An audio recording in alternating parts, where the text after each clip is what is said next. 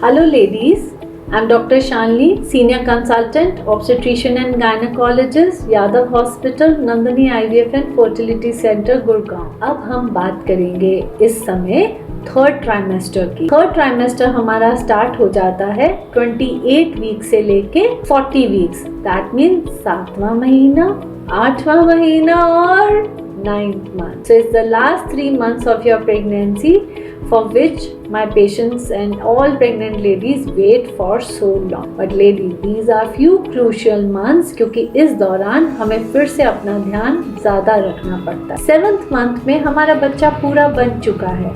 बच्चे की मूवमेंट्स बहुत ग्रॉसली फील हो जाती हैं हमें। 26 वीक्स के बाद हम सेकंड आपको जो डोज होती है वैक्सीनेशन की, इम्यूनाइजेशन प्रोग्राम ऑफ प्रेगनेंसी, जिसमें हम बूस्ट्रिक्स, टीडैप, उसकी वैक्सीनेशन हम प्रेग्नेंट लेडीज़ को लगाते हैं। लेकिन 7th मंथ एक ऐसा मंथ है जहाँ पे हमें डिलीवरी नहीं चाहिए क्योंकि इस दौरान बच्चे के जितने भी हमारे ऑर्गन्स हैं उनकी मैच्योरिटी होना शुरू हो सकता है, मतलब हो जाता है। जैसे ऑर्गन्स मैच्योर होने शुरू हो जाते हैं क्योंकि 7th मंथ जितना हम टाइम प्रेग्नेंट लेडीज़ का निकाल लेते हैं 6th मंथ के बाद, उतना हमारी प्रेग्नेंट लेडी के लिए बेटर रहता है क्योंकि बेबी का सर्वाइवल उतना बढ़ जाता है। इस दौरान बच्चे की मूवमेंट्स आपको बहुत अच्छी तरह से फील होती है। कई बार आप बच्चे के पैरों को भी महसूस कर सकते हैं। बच्चे की ग्रॉस मूवमेंट शुरू हो जाती है। आपका पेट आपको पूरा हिलता हुआ कई बार दिखाई देता है। आपका बेबी बम्प जो है, पूरा एब्डोमेन जो है बहुत अच्छी फुल आपकी ग्रोथ हो जाती है। तो आपको अच्छी अपना एब्डोमेन पूरा फील होता है कि हाँ हमारा बच्चा घूम रहा है एंड मेरी जो बेली है, एब्डोमेन है, वो पूरा हमारा बढ़ गया है।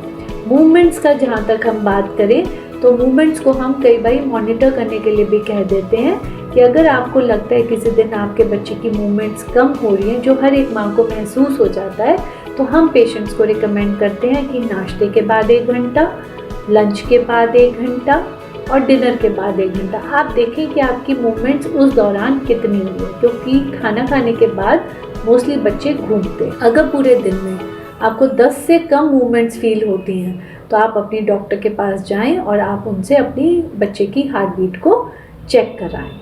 नाउ इस दौरान क्योंकि पूरा पेट हमारा इतना डिस्टेंडेड हो जाता है तो कई बार इस टाइम पे हमारी कंप्रेशन होता है टमी का, तो फिर से हमें acidity, gas problem, indigestion, belching जैसे खट्टे डकार आना, ये चीज़ की शुरू हो जाती है।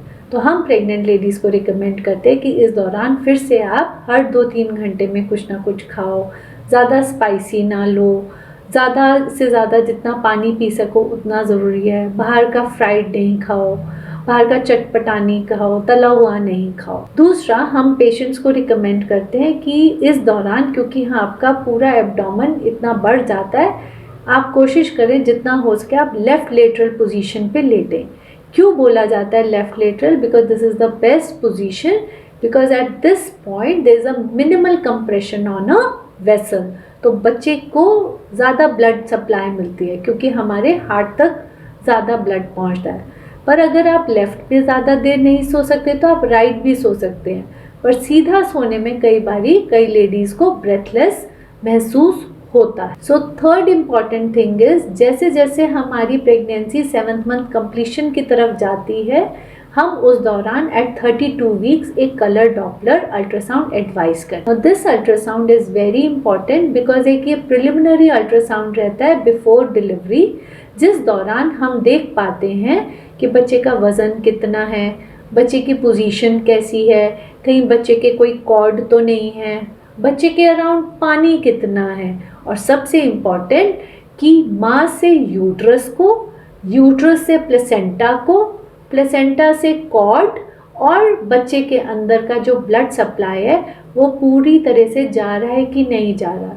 कहीं ऐसा तो नहीं है किसी लेवल पे बच्चे को ब्लड सप्लाई की कमी पहुंच रही है, क्योंकि अगर बच्चे को ब्लड सप्लाई की कमी इस दौरान पहुंचनी शुरू हो जाती है तो कई बारी हमें अपना डिसीजन अर्ली डिलीवरी का लेना पड़ता है। ये उन प्रेग्नेंट लेडीज़ में ज़्यादा होता है जिनको ब्लड प्रेशर इन प्रेगनेंसी की दिक्कत शुरू हो जाती। कलर डॉपलर होने के बाद हमारे पास ऑलमोस्ट 2 मंथ रहता है, तो इससे हमारा रहता है कई बारी बच्चे का वज़न कम है तो हम काउंसलिंग में और पेशेंट को प्रिपेयर करने में बहुत हमारी हेल्प लेते हैं, क्यों हेल्प मिलती है, क्योंकि इससे हम पेशेंट को बता सकते हैं कि अभी आपके बच्चे का वज़न कम है तो आप थोड़ा सा ज़्यादा खाओ, अगर मूवमेंट्स है, कॉर्ड अराउंड नेक निकलती है तो बच्चे की मूवमेंट्स का ध्यान रखो, पानी कम है या कलर डॉपलर में, तो उसके अनुसार हम पेशेंट को एडवाइस करते हैं एंड फॉलो अप डेट हम अकॉर्डिंगली दे देते हैं। फिर हम हर हफ्ते भी पेशेंट को बुला बुला के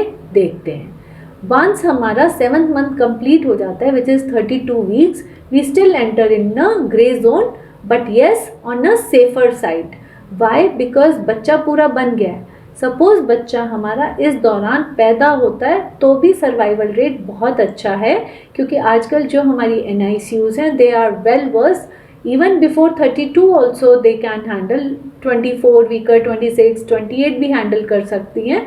लेकिन as an obstetrician my wish is, अगर 32 वीक्स तक अगर हमारा बच्चा चला जाता है और हमें डिलीवरी करनी पड़ती है किसी भी कारण की वजह से, सपोज पानी सूख गया या BP बहुत हाई हो रहा है, मैंने पेशेंट को मैक्सिमम डोज पे डाला है मेडिसिन की और उसके बाद भी हमारा BP कंट्रोल नहीं आ रहा, या शुगर अनकंट्रोल्ड है, क्योंकि अगर हम बच्चे को अंदर ही छोड़ देंगे तो बच्चे को नुकसान होने की संभावना ज़्यादा है, एंड साथ साथ हमारी पेशेंट को भी नुकसान हो सकता है, बिकॉज अगर BP हाई हो गया तो वो फिट्स आ सकते हैं उसको, तो उस टाइम पे हमें डिसीजन लेना पड़ता है डिलीवरी करने का। But we are safe in this point because with NICU facilities हमारे बच्चे निकल जाते हैं। अगर ब्लड प्रेशर और शुगर है तो हम इन पेशेंट में CBC, kidney function test, LFT and urine repeat करवाते। इसके साथ साथ हम पेशेंट का आई चेकअप भी करा लेते हैं, ताकि ये देखने के लिए कि हमारी फंडोस्कोपिक एग्जामिनेशन में कोई ब्लड प्रेशर की वजह से चेंजेस तो नहीं है या डायबिटिक रिलेटेड चेंजेस तो नहीं। Now once we cross 7th month, 8th month is again 1 month which we don't want delivery, because this is the final maturation of organs occur. So 34 weeks के beyond अगर हमारा होता भी है बच्चा, हम इनको still हम हमारी theoretically तो 34 पे टर्म बोलने लग गए हैं, लेकिन अगर प्रैक्टिकली बोलूँ तो 37 वीक से पहले किसी की भी डिलीवरी होती है तो उसको हम प्री टर्म लेबर का ही नाम देते हैं। लेकिन yes, the survival of the babies are fine. कई बारी हमारा 9th मंथ लगते ही एक दिन पहले डिलीवरी हो जाती है and baby does great, baby does fine, because this just the calculation of dates, बच्चे की अपनी ग्रोथ रहती है। But 8th month is again crucial, because उस टाइम पे हमें आइडियली डिलीवरी नहीं चाहिए। तो जो हमने आपको प्रिकॉशन फर्स्ट 3 मंथ्स पे बोले थे कि बहुत ज़्यादा आपको चलना नहीं है, आप थोड़ी सी वॉकिंग कर सकते हैं बट बहुत ज़्यादा स्ट्रेनर्स ना करें, स्क्वैटिंग्स ना करें, you can continue with your stretching exercises and deep breathing, but for 8th month we do not want your delivery. So once we enter the 9th month, that is the safest month, because at this point even if you deliver we have no issues, because by this point baby is mature, his lungs are mature, baby weight is also appropriate.